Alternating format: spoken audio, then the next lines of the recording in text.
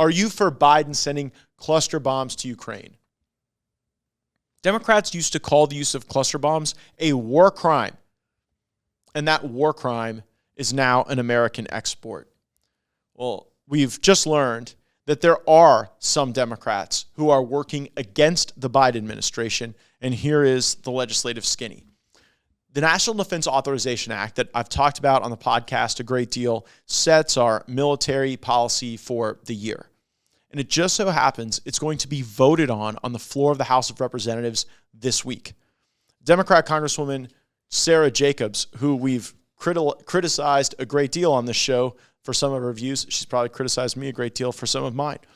But she has introduced an amendment to the National Defense Authorization Act that reads, notwithstanding any other provision of law, no military assistance shall be furnished for cluster munitions. No defense export license for cluster munitions may be issued, and no cluster munitions or cluster munitions technology shall be sold or transferred.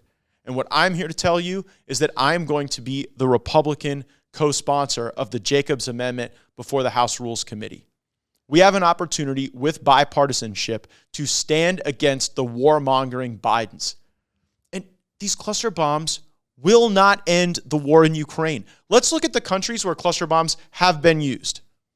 Laos, Lebanon, Afghanistan, Yemen, Syria. Cluster bombs are features of the world's bloodiest and most inhumane wars, and some of the longest. It's hardly the cornerstone of a path to peace. This will not build a more stable Ukraine. Children will be left without limbs and without parents because of this decision by Joe Biden if we do not work together in a bipartisan fashion to stop it. Thanks so much for watching this video. Make sure you're subscribed to our channel with notifications turned on. You won't want to miss any of the breaking news.